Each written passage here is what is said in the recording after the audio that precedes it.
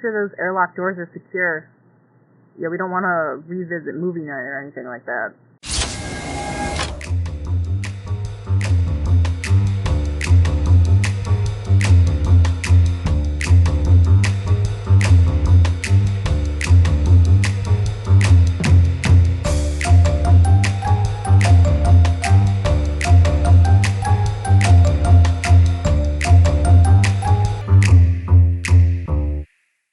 What is Event Horizon? It's a wacky movie. Because Sam Neill's also in that, apparently. Yeah, and it's he's doing like weird there's a whole shit. Event Horizon. Paul Anderson. Yeah. Oh, sci-fi there's horror a weird film. amputee orgy, blood orgy. Oh, well, I mean, hey. If that's the right movie I'm thinking of. Okay, I'm pretty sure it is. Before we get into the plot of the episode, I'm going to read the Wikipedia plot of Event Horizon. Also, I'm posting a cover photo for the event for In the Mouth of Madness, and you should go look at it. Like, if you go to the event thing. Oh, the event. Oh, hey, nice. Sutter Kane. But like, there's the Sam Neill screaming. Oh, such a good picture. Okay. Event Horizon film. Wikipedia. The free encyclopedia. In 2047, a distress signal is received from the Event Horizon, a starship that disappeared during its maiden voyage to Proxima Centauri 7 years earlier. The ship mysteriously reappears in orbit around Neptune, and the rescue vessel Lewis and Clark is dispatched to investigate. Its crew, Captain Miller, second in command, Lieutenant Stark, Pilot Smith, medical technician Peters, engineer Ensign Justin, Dr. DJ, and rescue technician Cooper is joined by Dr. William Weir, the Event Horizon's designer. They don't have a tailor on here, which is kind of, I feel like you need that in space. I know, but, right? you know, whatever. You need a tailor in space. He briefs them on the ship's experimental gravity drive with a simple visualization of how it folds space-time. The distress signal consists of a series of screams and howls, but DJ believes he hears the Latin phrase, "Liberate me, save me." Upon boarding the Event Horizon, the crew finds evidence of a massacre. As they search for survivors, the ship's gravity drive activates and briefly pulls Justin into a portal, while also causing a shockwave that damages the Lewis and Clark. The crew are forced to board the Event Horizon while Justin emerges in a catatonic state. Smith and Cooper are sent on a spacewalk to repair the hull of the Lewis and Clark. The crew begins experiencing hallucinations corresponding to their fears and regrets. Miller sees his subordinate he was forced to abandon to his death. Peter sees her son with his legs covered in bloody lesions. Weir sees an eyeless vision of his late wife, urging him to join her. Justin attempts suicide by decompression, but he is saved by Miller.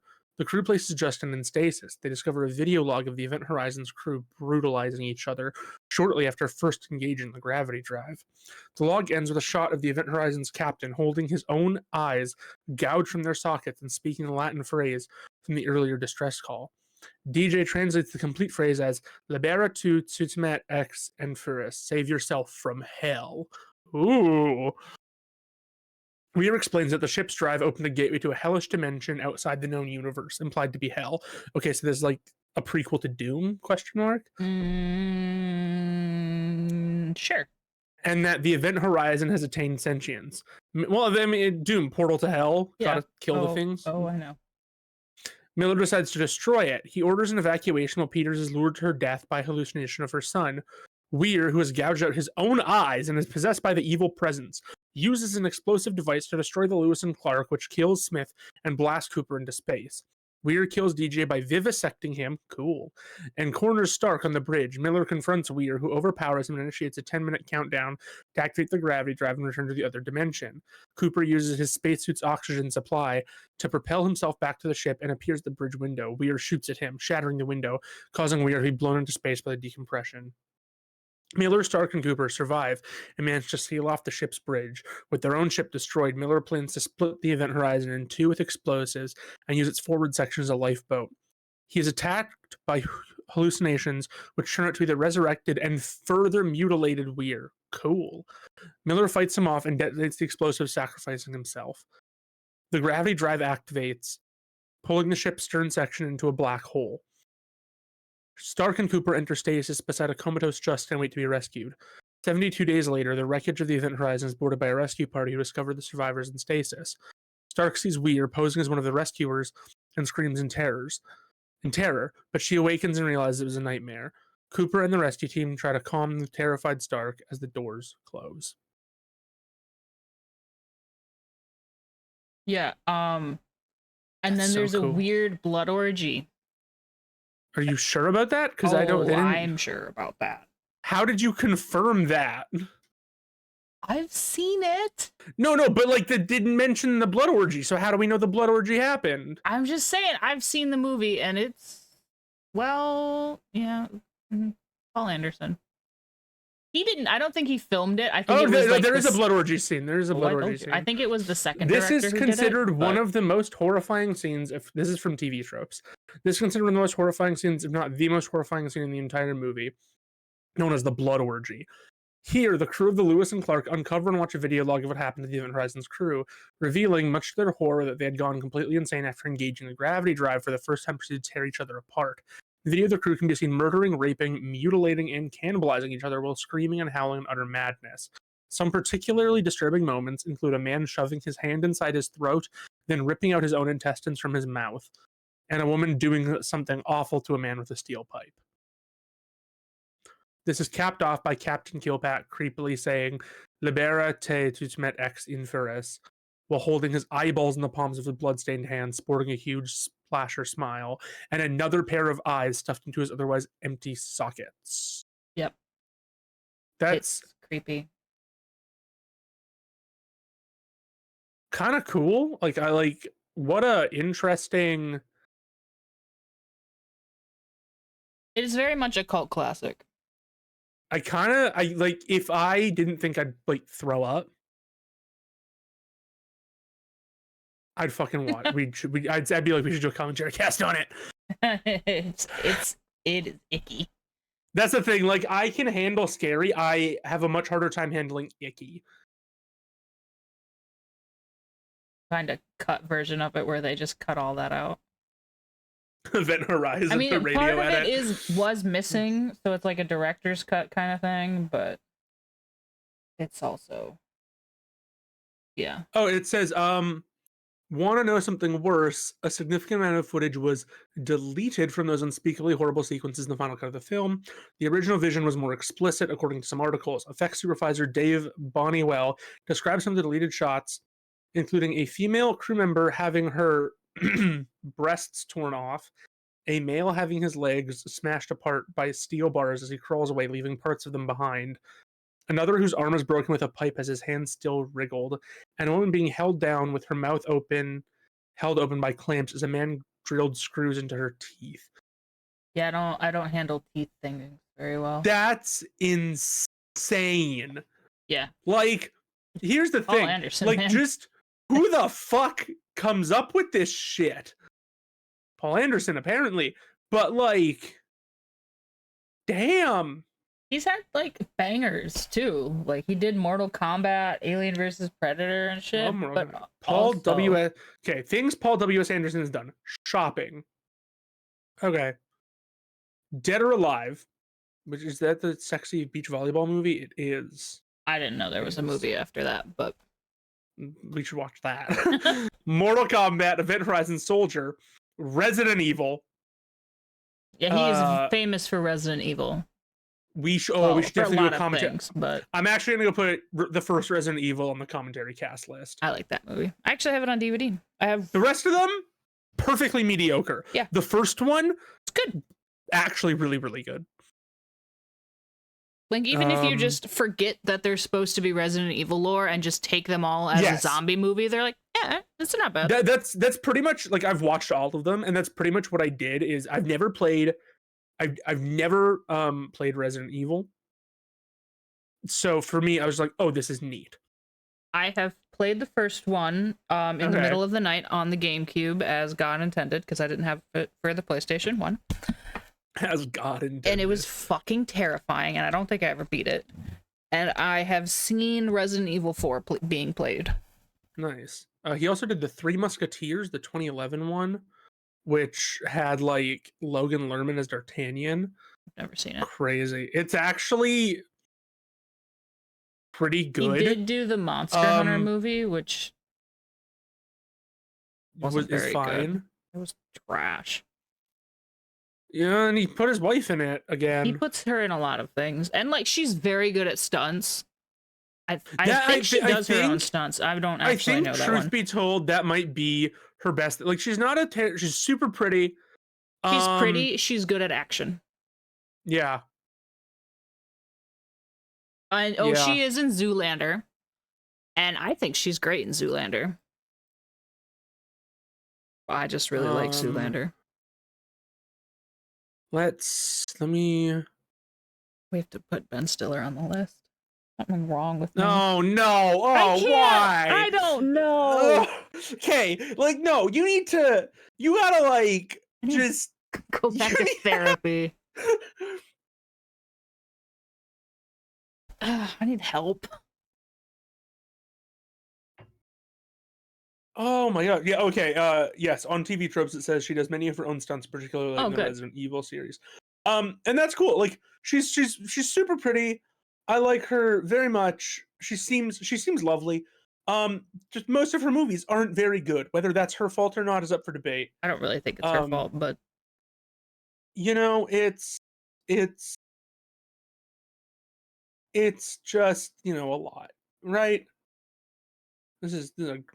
Anyways, we've now wasted about 30 minutes talking about not the episode. Coffee members can listen to Podcast Night on Gargantua-1 early. Link available in the show notes or YouTube description.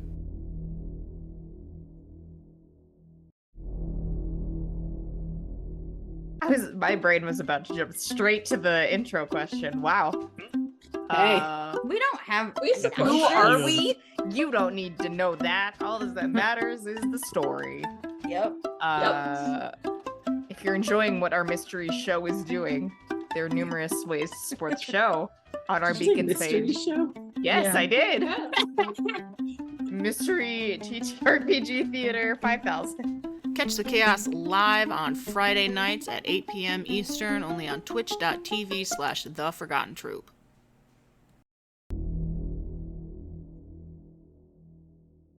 Welcome back to Podcast Night on Gargantua-1. We're back with season 3. We made it. We did it. We made it to the HD era. Yes. Which stunned me when I booted it up today. I knew it was in HD and I just kind of forgot about it.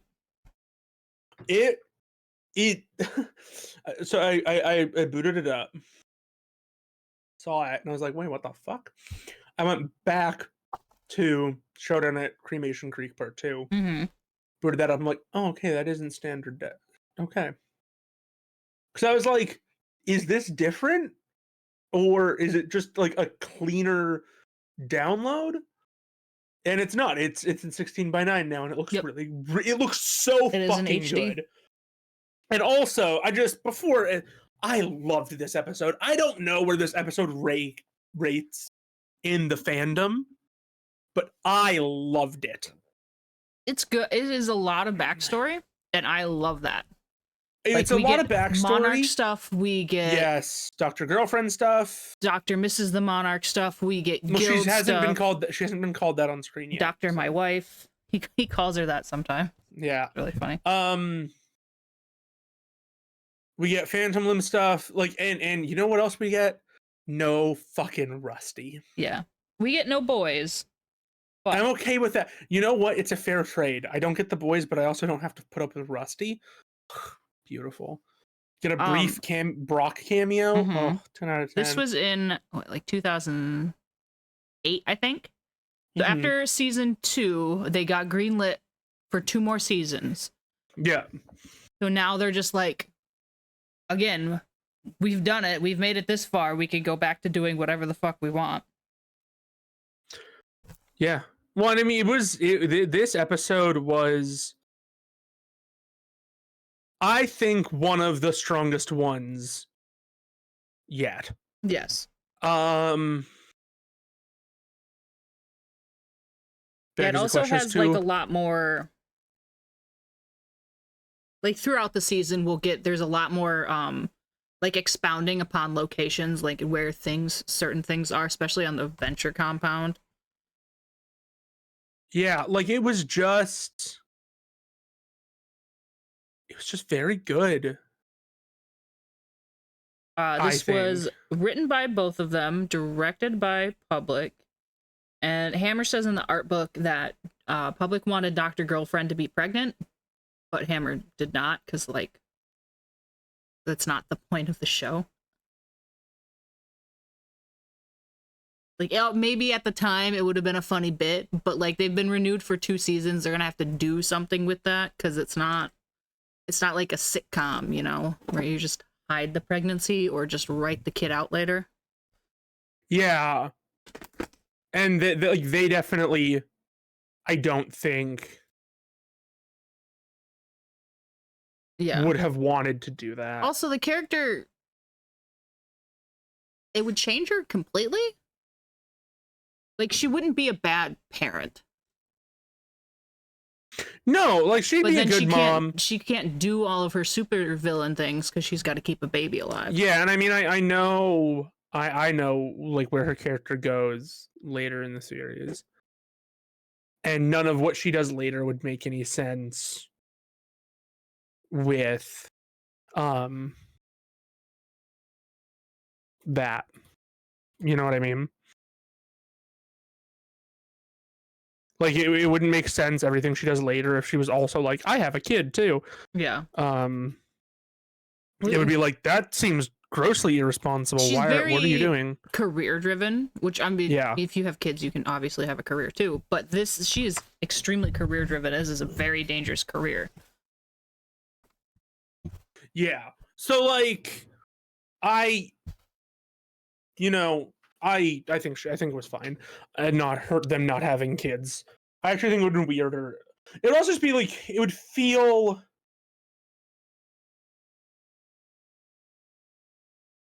change the feeling of the show. Yeah. Because like the kids in the show are Hank and Dean. Mm-hmm. No, I think this was really good. Their relationship came off like actually like really well. What I liked a lot was the scene in the car, where you can tell that what they both really liked wasn't just that the other was like hot or whatever, but like Dr. Girlfriend, or I guess at the time Lady Etheria, whatever you want to call her, Sheila, it doesn't fucking matter. She was happy to have someone hear her ideas and actually be like, oh, I like those. Yeah. That's great.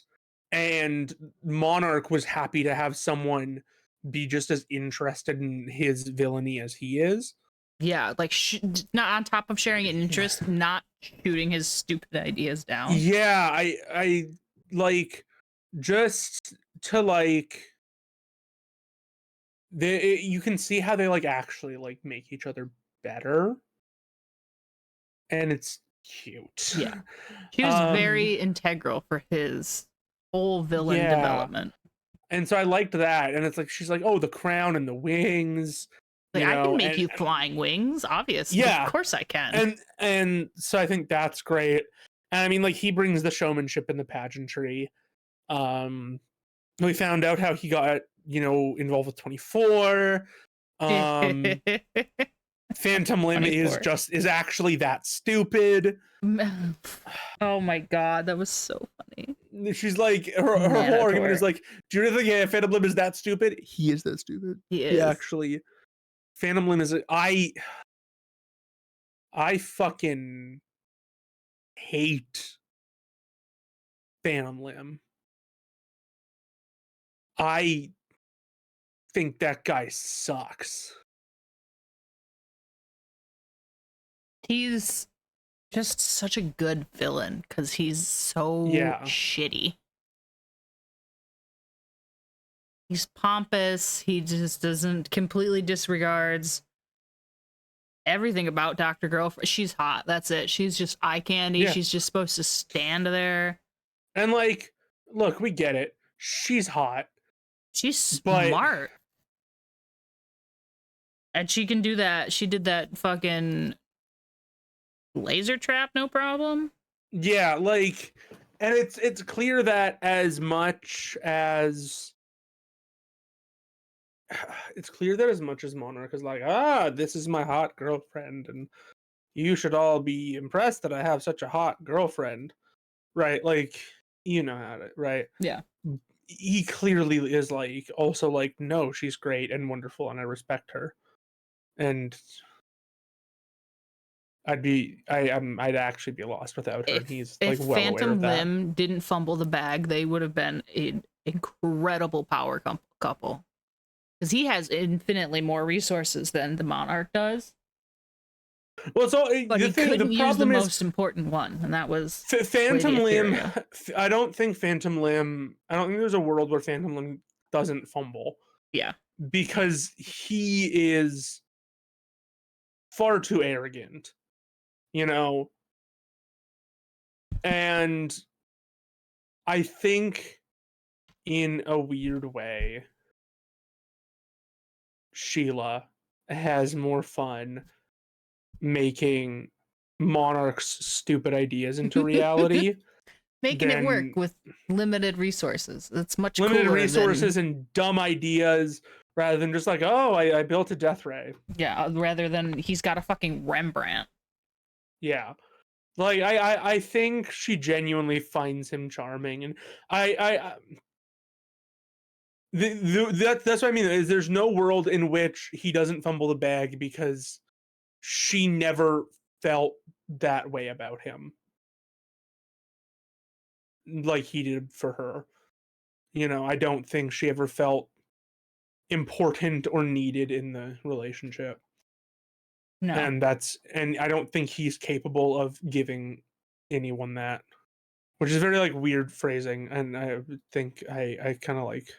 We did also get to see the Council of 13. Well, 12 of the Council of 13, because the Sovereign is the 13th one. And very importantly, they have Premiere Pro. They do. A very old version of it, because this was 2008. Yeah, but that's how they can do wipes. Uh-huh. In case you didn't. I laughed so hard at that joke. Like first funny. I was just like, why are there wipes? Oh, we got Premiere. We wanted to use it. I lost bet you it. they fucking edited that in Premiere. Like, wouldn't it be funny if we just said that? Yeah, it was. Oh, it was so funny. The show is so good at being actually funny and like putting together actual jokes. I respect it. The joke, some of them, like, they have a lot of it's just stuff these guys like. So there's a lot of weird references. And that's, I mean, in a way, and if that being the case, doesn't that make us like a really great Venture Brothers show? Because like, sure, we're doing like a thing, but also what if we just made a bunch of references? Wow, we're so meta. Holy shit. Everything we do is meta as fuck. But like, really, like, it is in the spirit of the show to be like, we're gonna go on a tangent about Garrick or Event Horizon. Like, yes, we should stay on topic more, but I think this episode was the first mention of Captain Sunshine. We don't meet him until season 4. As far as I know, yes, because I have not heard of the name before. But I also could have just not heard it. You're gonna love Captain Sunshine because he's Kevin Conroy. Nice. Rest in peace. Mm-hmm. And that the whole thing that Monarch tells Trucules and Dr. Girlfriend, the whole story, wasn't fake to either. Like, there was a whole encounter he had with Captain Sunshine, which happens again in season 4. Nice. No, that's great.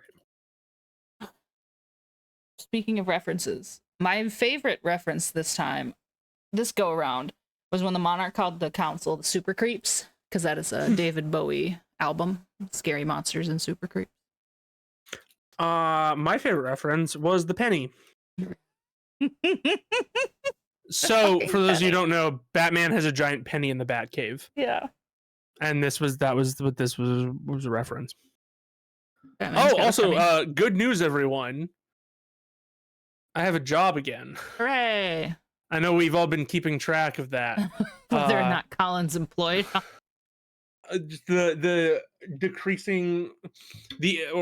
increasing bullshit Colin has to go through in a year Just keeps like increasing and then decreasing and then increasing. We okay, in the past 10 months, my wife lost her new job. Then she got a job. And then we got into a car accident. And then we had to deal with the bank and a multitude of other things in an attempt to get a new car. We then got a new vehicle, owe a bunch of money on it, and about a month and a half after we got the new vehicle, I'm informed that I'm getting laid off. I get laid off. Christmas comes and goes. Last week at this time, I find out that my unemployment has run out.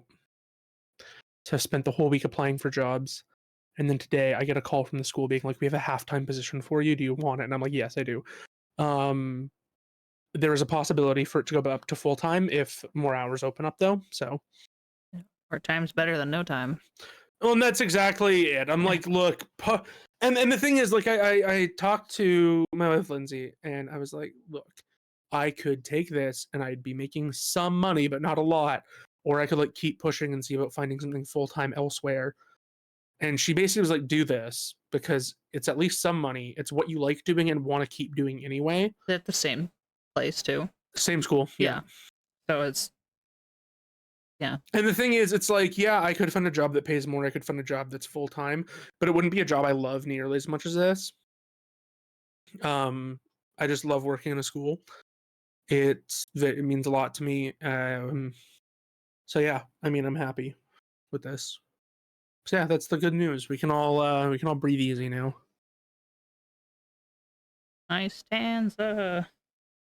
Oh, Stanza my line cracks me stanza. up. I love 21 and 24. I loved that. Doug's gonna that was kill me. Who's Doug? my What? stepdad. I did also like the different credits we got. Yeah, as soon as it was like, oh, this is a focused episode on Monarch. Oh, yeah, I got really excited. You don't... do you know Monarch's name yet? Has that been said? I feel like it might have been said this episode, but I didn't Okay. catch it. I'm not keeping track of these things. So. What is his name? Malcolm. Malcolm. Yeah. I do feel like that was that. Like maybe that student said something like, hey, Malcolm, did you hear what Rusty did? That's exactly what I think happened. Whatever. I mean, not knowing his name being a secret doesn't really change the show for me. It's not like, what? No, this was supposed to be a big reveal. I'm fine with it. I liked a lot of the internal reveals that we got. The fact that he was just illegally arching Rusty. Oh, he was illegally arching Rusty. He became a villain just to arch Rusty. Just he has him? no... Do we know why he wants to arch him so bad? I don't think it's been said yet. Okay. We know they went to college together, so maybe something happened in college.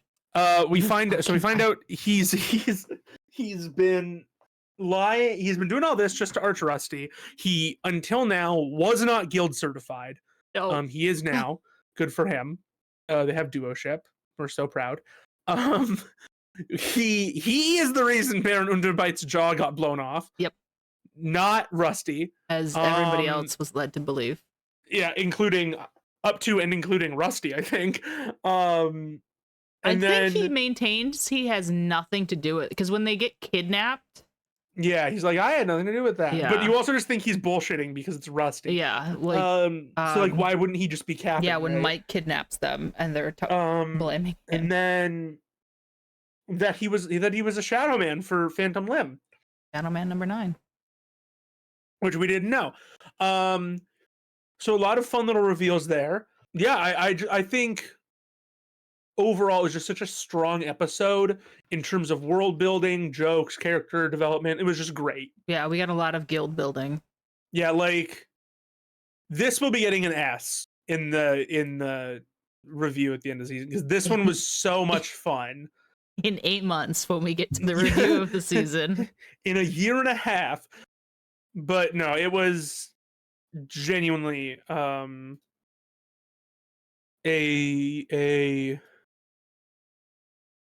stupendously fun episode in my opinion. I could show it to the YouTube people, but that shot of the cocoon at the bottom of the Grand Canyon is my wallpaper, actually. That's nice. That's been my wallpaper for a couple years now. Thanks for listening to the podcast, all 2 of you. More people listen on YouTube. All 4 of you. One of them is me, so hi me. And then somebody listens on like two or one person listens on Spotify. Way to go, Spotify. Congratulations. You're doing great. You can actually comment now on Spotify podcasts. So Spotify listener, if you've made it this far, which I don't think you have, you should comment. You won't get anything, but you should comment. Satisfaction of a job well done. Yeah. But we'll be back next time with more Venture Brothers. We'd say next week, but we all know that's a lie. I don't want to commit to anything. Yeah. We're going to try for next week. More bits. I'll have a job again then, which is... More off topic. More snacks. I actually don't like eating snacks while I record. It's different when I stream. I don't stream anymore, actually. But it's different recording because to edit all that shit out. But next week, you're going to go see a doctor. Oh, boy. I love doctors. Doctor is Sin. Sin? Oh, no. The next episode. The Catholic Church wasn't going to like this. What does the Catholic Church like? I'd tell you, but then we'd get canceled. By the Catholics? No, just like by people in good taste. Little boys. The Catholic Church likes little boys. We all knew where this was going. This was not a surprise to anybody. They don't like Sinead O'Connor, I can tell you that much. I mean, to Ruth be told, I would fist fight Sinead O'Connor. It's just, I think she was a really good artist. I like her music. But she's French. I know, but she has some pretty good music. Yeah, but she's fucking French, man. I watch a lot of hockey highlights on the Instagram. Oh, so okay. I have been getting a lot of French Canadian memes. I know they're French Canadian because they talk about like being Quebecian and shit. Yeah. And I'm so mad. And I've come to a weird crossroads where I'm getting wrestling memes and Spanish memes and now wrestling memes in Spanish. I mean, wrestling memes are better than French shit. It's just like the cross of the Spanish and the wrestling is just interesting because that's 2 very different things. Question of the episode. Do you, the listeners, think you could beat the French in a fight? Comment down below either on Spotify or on YouTube and let us know. We should start doing a question of the episode at the beginning to encourage interaction. We would do it at the end so that way they know how to interact. We don't do any of Yeah. the calls to actions. We don't tell people to subscribe. We don't tell them to ring bells. Subscribe, ring a bell. Ring, ring, ring. Why are you ringing your fucking doorbell, you idiots? I disabled my Losers. doorbell. Because why do we have doorbells on the space station? That'd be so silly. Anyways, that's Next time, we're going to the doctor's.